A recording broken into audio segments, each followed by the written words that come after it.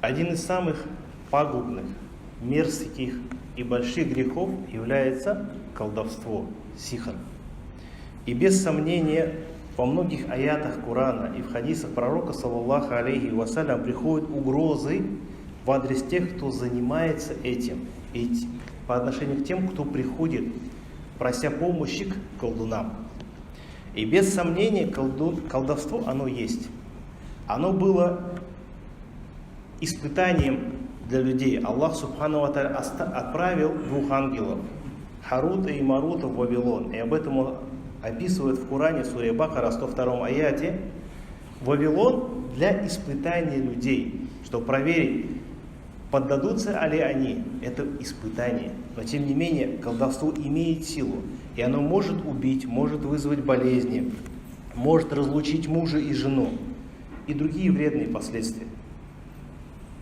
И мы должны понимать, что это есть испытание. И все, как приходит в Коране, то, что бы ни произошло, это колдовство не произойдет, кроме как с дозволения Аллаха Субхану ва Тааля. Как об этом приходит в суре Бакара, 102 аяте. Но они посредством этого могли причинить вред не иначе, как только с дозволения Аллаха. То есть сихр происходит только с дозволения Аллаха Субхану ва Тааля. Если Аллах не захочет, если Аллах не разрешит, ни один сахир не сможет навредить никому. И без сомнения, человек, человек, который занимается сихром, он не станет сахиром, кроме как выйти из ислама. И этот выйти из ислама не значит, что вот есть человек неверующий, вот я не верю, вот он неверующий человек. Нет. Человек, который занимается сихром, он совершил явный, открытый, явный куфр. Для примера, пишется кровью хайд аяты Корана на подошву обуви, и в этой обуви топчется в туалете. Либо берутся аяты Корана и с нечистотами смешиваются, либо режется курица, что-то ради какого-нибудь идола или какого-нибудь сатаны, духа, джинна. То есть совершил явный куфр. Не просто сказал «я не верю», но он сделал нечто такое мерзкое против Аллаха Субхану ва Тааля, и только после этого джинны начинают помогать сахиру. Поэтому человек, который занимается сахиром, колдун, он кафир. Валлахи, он кафир. Не может быть черной магии и белой магии. Не может быть хорошего колдуна и плохого. Они все кафиры, они все неверующие. Потому что, чтобы джинны помогали им, они должны были совершить вот такой явный мерзкий грех. После чего только джинны начинают ему помогать. Поэтому все вот эти книги по белой магии, по черной магии служат для того, чтобы сбить людей. Мы должны понимать, что человек, если занимается чем-то подозрительным, чем-то, что напоминает для сихр, мы должны быть самыми далекими от этого. И Аллах Субхану ва Тааля говорит: а когда пришел к ним посланник от Аллаха, подтвердивший истинность того, что если у них есть Писание, то вот часть из тех, кому даровано Писание, отбросила Писание за спину, как будто они не знали этого, и последовали за тем, чему учили дьяволы людей во времена Сулеймана. Но сам Сулейман не был неверующим и не занимался колдовством, но дьяволы были неверующими и обучали людей колдовству. То есть Аллах Субхану ва Тааля здесь говорит то, что тот, кто занимался колдовством, он неверующий, он кафир. Можно длинную историю рассказать про то, как Сулейман, алейхиссалям, боролся с сахиром. Он собрал эти книги. И у некоторых колдунов есть то, что эти книги по колдовству, которые были закопаны под троном Сулеймана, которые Сулейман собрал, я скажу, что посредством этих книг Сулейман подчинил себе джиннов. И Аллах Субхану ва Тааля опровергает эти слова, скажет, что Сулейман не был кафиром. То есть Сулейману подчиняли джинны по велению Аллаха Субхану ва Тааля. А те книги, которые Сулейман собрал, чтобы этого знания сихра не было, то, что люди сейчас приписывают Сулейману, это ложь. А человек, который занимается сихром, он является кафиром. И ангелы Харут и Марут, которые в Вавилоне обучали, они говорили: никого не обучали колдовству, пока не говорили: мы только испытания, не становись неверующим. корова, тот же 102 аят. То есть мы испытания, если ты возьмешь это знание, мы научим тебя, но ты станешь неверующим. То есть человек, который взял книгу по черной магии, белой магии, начал изучать, он научится, но он выйдет из ислама. Не может быть мусульманин, который читает 5 намазов и занимается сихром. Может быть сахир, который будет читать намаз. Может быть сахира, который будет в платке читать Коран. Внешне мы будем считать, что они мусульмане, но они делают это без гусля. Человек, который читает Коран без гусля, он тем самым, это явное неповиновение Аллаху Субхану ва Тааля. Тем самым он совершает грех, и тем самым больше джинны начинают ему помогать. Он обманывает нас. Мы смотрим, женщина в платке, мусульманка, да, но она что там делает?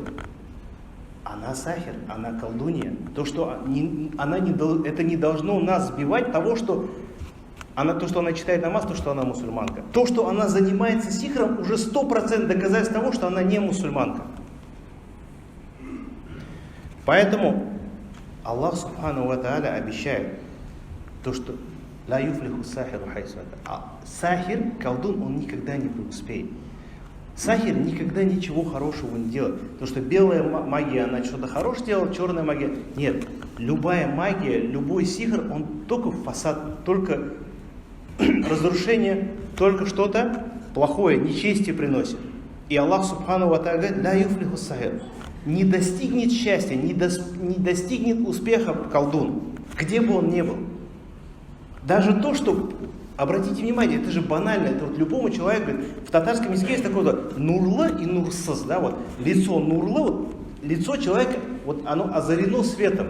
Человек, который читает намаз, на его лице видно, вот он озарен светом имана. Не знаю, сколько дословно на русском это можно перевести, вот нурлы есть, да, вот. Оно озарено светом, не вот таким, а вот светом имана, он вот светится, и нурсас. Вот он серый. Посмотрите, любой предсказатель, колдун, астролог, астроном, который вот начинает его сказать, они все серые, нурсас. Аллах лишил их даже нура на лице. Ла юфлиху сахир. Сахир никогда не обретет успеха. Даже в книгах приходит о том, как колдуньи умирают, если они никому не передали свое знание, через какие страдания дни они умирают. Аллах уже в этом мире их унижает. И как унижаемся мы, будучи мусульманами, которые идут к ним за помощью. Аллах Субхану ва Тааля говорит, Сура Юнус, 81 аят, Муса сказал по поводу колдунов, то, что вы совершаете, это колдовство. И Аллах сделает его тщетным. И Аллах никогда не даст успеха и никогда не приведет в порядок дела тех, кто сеет порчу. То есть мы, мусульмане, пошли к сахиру, пошли к колдуну, чтобы излечиться. Не излечимся. Валлахи не излечимся, потому что обещание Аллаха Субхану ва Тааля. Ла юфлиху сахир. Не обретет успеха сахир. Если мы идем для того, чтобы он помог вернуть мужа или наоборот развести кого-то, мы не преуспеем в этом. Более того, Аллах и в этом мире нас накажет в судный день. Ни он не преуспеет тот, кто пошел к нему. Поэтому мусульманин не должен идти туда. Не должен идти туда ни для того, чтобы решить свои проблемы, ни даже для того, чтобы излечиться от сихра.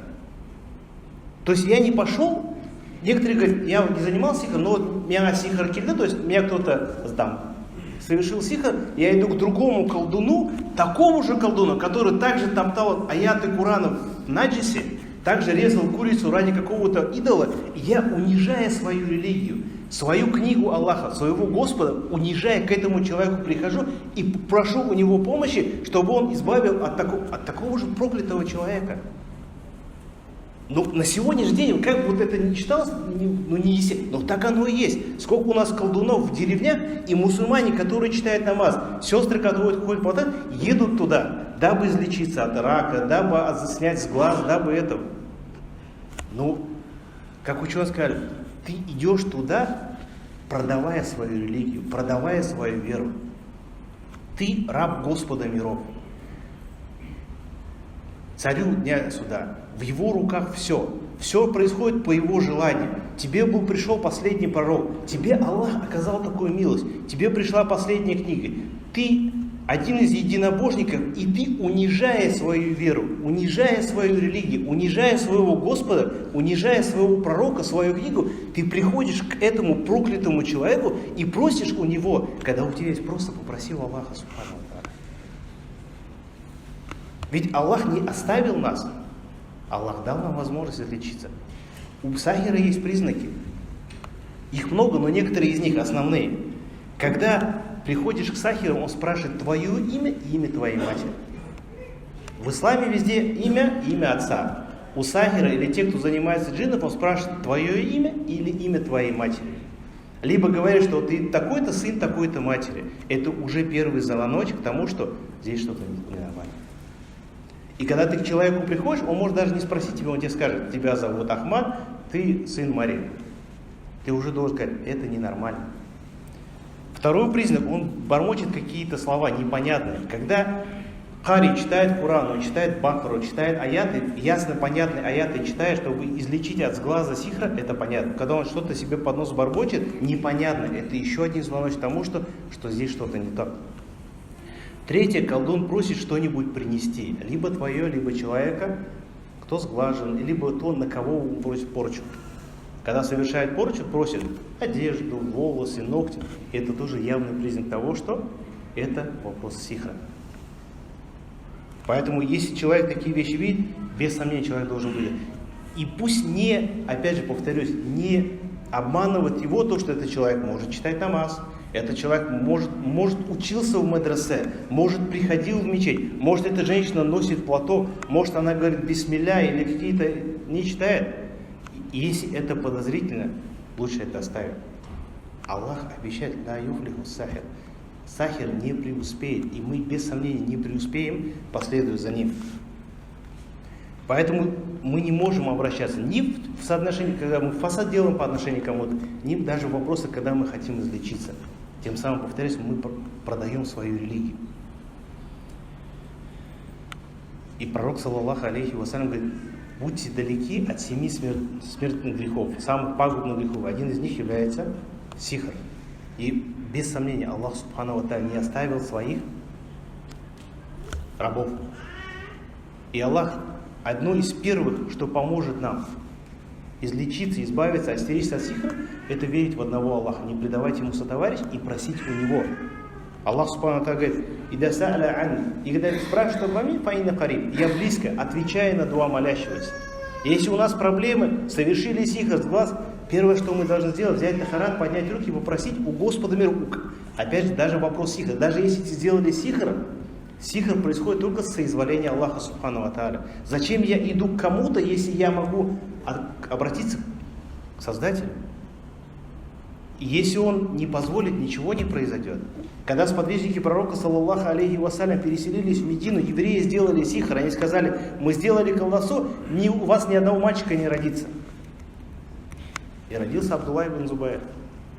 И Абу Бакр, дедушка, взял этого мальчика и прошелся по Медину, показывать им иудеям, сказал, вот результат вошел. Вы бессильны. Если Аллах этого не захочет, вы бессильны. Поэтому зачем идти к сахиру, когда мы можем просто попросить у Аллаха? Второе, Коран. Аллах субхану ва тааля дал эту книгу, и в нем без сомнения есть излечение. А особенно сура Бакара. Пророк, саллаллаху алейхи вассалям, сказал, читайте суру Бакара, потому что брать ее, то есть в ней благодать, а оставление ее – это сожаление. И не могут одолеть ее колдуны. Человек, который читает Бакару, я просто надолго затяну. Длинная есть история, которая в Халидже недавно происходила, когда один парень влюбился в девушку, и он ко многим колдунам обратился, что она отказалась. Она была таква, богобоязненная сестра, парень был не особо набожный, и она ему отказала. И он походил по колдунам и выбрал самого сильного. Все отказывали ему. И когда самый сильный колдун, это в Сауди есть эти колдуны, Эмираты, Бахрейн, весь Халидж объездил. И самый сильный сказал, невозможно, она каждую ночь Бахару читает. Колдуны не смогли. Поэтому пророк, саллаллаху алейхи вассалям, сказал, не могут одолеть ее колдуны. В дом, в котором читается сура Бакара, бежит оттуда шайтан. В наших руках. Зачем эти колдуны, если мы можем просто взять книгу Аллаха и читать ее? Следующий аят Аль-Курси.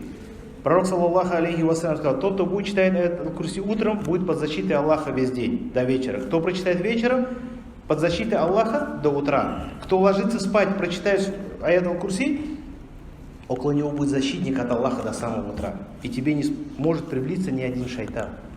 Аллах, Господь миров, обещает нам, а мы, унижая это, идем к какому-то колдуну. Субханаллах. Следующие, последние два аята Амана Расуль, последние два аята суры Бакара. Также очень много хадисов касательно того, что Аллах Субхану ва Тааля избавит человека, будет оберегать, если человек прочитает ночью Ихлас, Мауизатайн, Фалях, Нас, суры, которые пророк, саллаллаху алейхи вассалям, читал, когда его околдовали. И пророк, саллаллаху алейхи вассалям, сахир сделал сихр по отношению к пророку, саллаллаху алейхи вассалям. Пророк болел. Это было испытание и доказательство для нас, что это возможно. И пророк, саллаллаху алейхи вассалям, этими тремя сурами излечивался, читал. И для нас это тоже является уроком. То есть мы читаем эти суры, это оберегает нас. Утренние и вечерние зикры. Ля иляха илlallah вахдаху ля шарика лях, лаху мульку ва лахул хамду ва ла кулли шайин кадир. 100 раз в день, если прочитает. Один из шейхов, который там выводил джинна, он сказал: ну давай я другое тело. Он говорит: войди в мое тело. И говорит, джин заплакал, говорит: ты сегодня прочитал эти зикры, я не могу в тебя войти. Что нам стоит? Мы прочитаем эти зикры, займут 5-10 минут. Но мы целый день будем под защитой Аллаха Субхану. Аллах нам дал эту возможность, пророк научил нам ее. Мы этим сами пренебрегаем. Также является обязательным это следование фардам Аллаха Субхану ва Тааля. То, что Аллах предписал. Когда человек, там женщина не читает намаз, не закрывается, он говорит: меня сглазили или сихр, Хазрат почитал Коран, джин вышел, толк, если она вышла, если она не поменяла свою жизнь, она не оделась в хиджаб, не стала читать намаз, джин вернется. То же самое и у нас. Если мы до этого не читали намаз, то, что мы излечились от сихра, это не факт, что мы обезопасены. Также является преградой от того, чтобы сихр нас не коснулся, это выполнение фардов. А еще главнее пятикратная молитва. А из них самое главное сура намаз фаджр, где пророк, саллаллаху алейхи вассалям, сказал: человек, который совершил фаджр, а для мужчин в джамаате, тот целый день под защитой Аллаха Субхану ва Тааля. Тоже является одним из преград от сихра. И последнее, без сомнения, это остерегание от запретного. Человек, который совершает запретное, Аллах не оберегает его. Поэтому, если мы хотим избавиться от сихра, то также мы должны оставить все запретное, то, что Аллах Субхану ва Тааля нам запретил. И дай Аллах Субхану ва Тааля понимание нам, что у нас есть защитник, у нас есть покровитель намного выше и сильнее всех тех колдунов, которые есть здесь сейчас. И дай нам, Аллах, быть подальше от этих колдунов. Дай нам понимание, знать, кто есть настоящий колдун, который является тот под проклятием Аллаха, чтобы не приближаться к нему.